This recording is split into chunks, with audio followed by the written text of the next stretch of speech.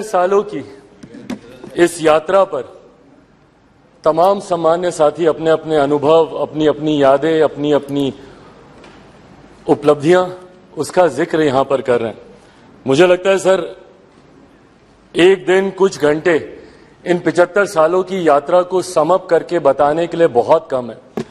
पर मैं बधाई दूंगा जिस तरीके से आज हमारे प्रधानमंत्री आदरणीय नरेंद्र मोदी जी ने इतने कम समय में इतने खूबसूरत शब्दों के साथ जिस तरीके से इस 75 साल की यात्रा के बारे में उन्होंने पूरा बखान किया, जहां हमारे देश के प्रधानमंत्रियों के योगदान से लेकर इस संसद को चलाने में छोटे से छोटे कर्मचारी के योगदान तक की उन्होंने सराहना की, उनको भी उन्होंने सम्मान देने का काम किया। मीडिया के हमारे साथियों का भी उन्होंने जिक्र किया।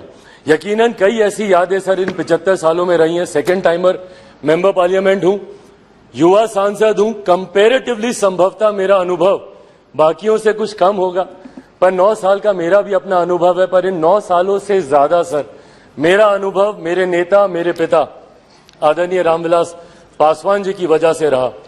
बचपन से जब से होश संभाला, उनके माध्यम से इस संसद की कार्यप्रणाली को समझा, इस संसद की कार्य शैली को समझा, और जब पहली बार इस लोकसभा में आया तो उन्हीं का ही हाथ पकड़कर आया।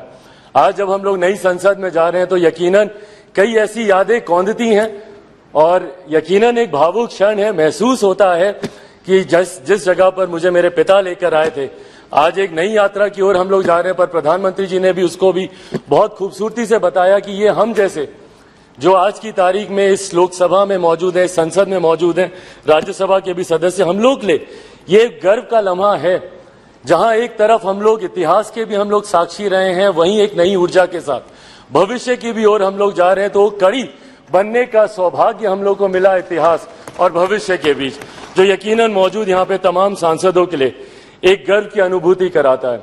सर, आज जब हम लोग यहाँ पर मौजूद हैं, यकीनन हर राजनीतिक दल के पास अपने अपने एजेंडे हैं, और एजेंडे हैं इसीलिए वो राजनीतिक दल है। हर किसी ने अपनी अपनी बातों को रखा कि इस विशेष सत्र में ये चर्चा होनी चाहिए, वो चर्चा होनी चाहिए, ये मुद्दे आने चाहिए। यकीनन सर, मेरी भी पार्टी है, हम भी चाहते हैं कि कई विषय हैं जिसपे चर्चा होनी चाहिए। मैं युवा हूं, हमेशा इस बार का मैं पक्षधर रहा हूं कि भारत में एक युवा कमीशन का गठन होना चाहिए, एक नेशनल युवा कमीशन, एक राष्ट्रीय युवा आयोग का गठन किया जाना चाहिए, जहां पे युवा अपनी तमाम समस्याओं के साथ जाएं और अपना समाधान लेकर आए। भारत एक युवा देश है, अलग अलग आयोग यहां पर बने हैं, महिला आयोग है, बाल आयोग है, अल्पसंख्यक आयोग है। ऐसे में देश में एक युवा आयोग के गठन का ये समय है, ये होना चाहिए। साथ ही में हम लोग चाहते हैं sir, women reservation bill pay भी चर्चा हो रही थी, वो भी हम लोग चाहते हैं कि विमेन रिजर्वेशन बिल जल्द से जल्द आए। आज इतनी भारी संख्या में महिला सांसद जो यहाँ पे मौजूद हैं, अपने सामर्थ्य पर जीत कर आई हैं। ऐसे में इनको किसी के सहारे की जरूरत नहीं है, बट विमेन रिजर्वेशन बिल आने से जरूर और बल मिलेगा और ताकत मिलेगी, उसका भी हम लोग समर्थन करते हैं। और साथ ही में लंबे समय से हम लोग की मांग रही है एक इंडियन जुडिशियल सर्विसेज को लेकर।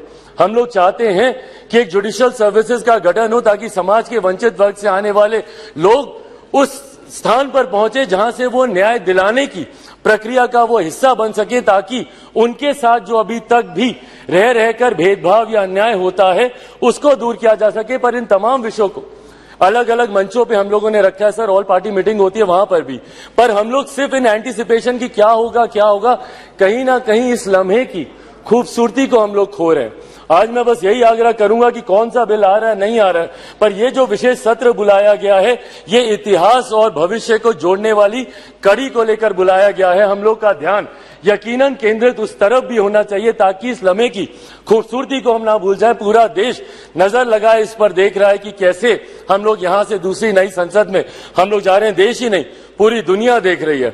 और आज सर, जब डॉक्टर बाबा साहेब भीमराव अंबेडकर जी के बनाए हुए संविधान के आधार पर जिस तरीके से भारतीय संसद के 75 सालों का इतिहास रहा है, मैं उम्मीद ही नहीं पूरे विश्वास के साथ ये कह सकता हूं कि हमारे मौजूदा प्रधानमंत्री आदरणीय नरेंद्र मोदी जी के नेतृत्व में डॉक्टर बाबा साहेब भीमराव अंबेडकर जी के बनाए हुए संविधान के आधार पर ही हम लोग एक विकसित देश की हम लोग नींव रखने जा रहे हैं। और जो लक्ष्य है 2047 में विकसित देश के निर्माण का, उस लक्ष्य को हम लोग नई संसद से हम लोग जरूर अचीव कर पाएंगे। अंत में अपनी बातों को समाप्त करूं सर, मैं जरूर अपने क्षेत्रवासियों का धन्यवाद करूंगा। और मुझे लगता है हम सब यहाँ पर हैं भारत की जनता की वजह से, अपने अपने क्षेत्रवासियों की वजह से। मैं जमुई से आता हूं सर, मैं जमुई वासियों का धन्यवाद करूंगा, मेरे नेता, मेरे पिता अगर आज जीवित होते और यहां पर होते तो जरूर वो भी अपनी कर्मभूमि हाजीपुर का जिक्र करते। मैं पूरे अपने प्रदेश बिहार का और देशवासियों का धन्यवाद करूंगा जिन्होंने भारतीय संसद को इतना सशक्त, इतना मजबूत बनाया कि आज जब दुनिया भर के राष्ट्रीय अध्यक्ष आते हैं तो वो G20 जैसे इतने भव्य आयोजन को देखकर, जो हमारे प्रधानमंत्री जी के नेतृत्व में किया गया, उसको देखकर देश ही नहीं पूरी दुनिया बढ़ते विकसित भारत के बढ़ते कदमों की सराहना करती है। एक बार फिर से मैं प्रधानमंत्री जी का भारत को नई संसद देने के लिए उनका धन्यवाद करता हूं और यहां पर आपका धन्यवाद करता हूं कि आपने मुझे समय दिया। Thank you so much sir. धन्यवाद। Next speaker Shri E.T. Mohammed Basheer. Sir, thank you very much. Sir, it gives me immense